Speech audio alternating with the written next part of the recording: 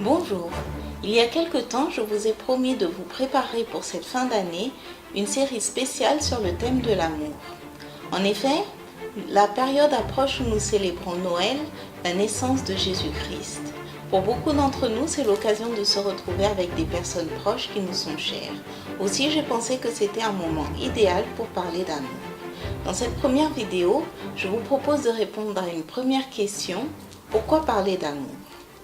Examinons déjà ces versets. Jésus nous dit dans Matthieu chapitre 22, le plus grand commandement est: tu aimeras l'Éternel ton Dieu de tout ton cœur, de toute ton âme et de toute ta pensée. Il nous dit que le deuxième commandement qui lui est semblable est: tu aimeras ton prochain comme toi-même. À la fin de son ministère, Jésus nous donne un nouveau commandement qui est: aimez-vous les uns les autres, comme je vous ai aimé, vous aussi aimez-vous les uns les autres. Tout tourne autour du même thème, l'amour. Rien que pour cela, ça vaut déjà la peine d'en parler, de rechercher, de chérir cette valeur. Mais si vous le permettez, je vais vous emmener plus loin.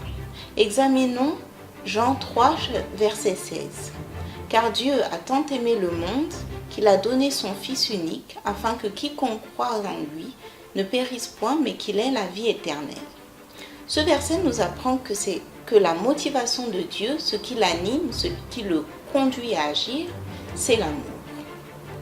Dans Jean 15, verset 13, Jésus nous dit qu'il n'y a pas de plus grand amour que de donner sa vie pour ses amis. Or, Jésus donne sa vie. Il donne sa vie non seulement parce qu'il est mort pour nous, mais en plus, toute sa vie, il l'a consacrée à enseigner, à édifier, à aider, à guérir, à encourager ses contemporains. Il les a bénis et nous-mêmes, nous sommes bénis par la vie de Jésus à travers les récits qui nous en sont rapportés. Si Dieu le Père et Jésus sont deux êtres qui sont motivés par l'amour, comment serions-nous véridiques dans notre service, dans notre foi, si nous n'avons pas l'amour, si nous ne savons ni donner, ni recevoir, ni reconnaître, ni comprendre l'amour? Alors, notre service serait vain. En effet, Paul nous dit dans 1 Corinthiens 13, « Quand j'aurai le don de prophétie, la science de tous les mystères et toute la connaissance, quand j'aurai même toute la foi jusqu'à transporter des montagnes, si je n'ai pas l'amour, je ne suis rien.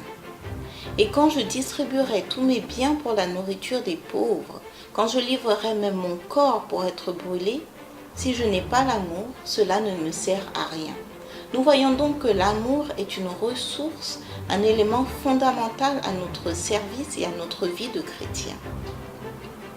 Comment pourrions-nous en effet participer à la communion du Père, du Fils et du Saint-Esprit, faire un avec un Dieu d'amour, si nous n'avons pas l'amour? Nous n'y parviendrons pas. Que se passerait-il alors? Eh bien, quand nous n'avons pas d'amour, nous sommes vulnérables à la tentation de la désobéissance.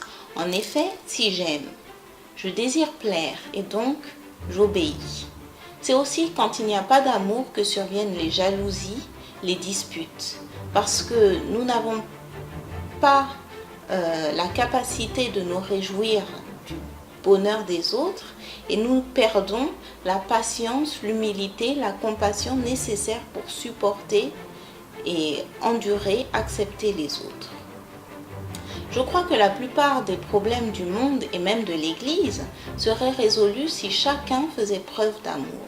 En effet, nous serions alors capables de nous unir pour affronter ensemble les difficultés qui viennent du monde et non des difficultés qui viennent du cœur de l'homme et de nous-mêmes.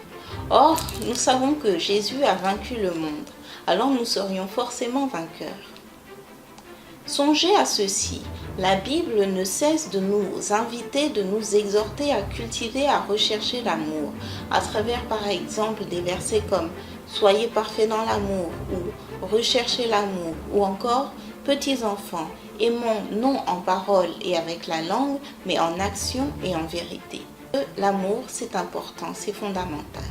Ce que je vous propose donc dans cette première série que j'ai décidé d'intituler « Plus d'une façon d'aimer », c'est de réfléchir à des actes d'amour que vous pourriez poser tous les jours.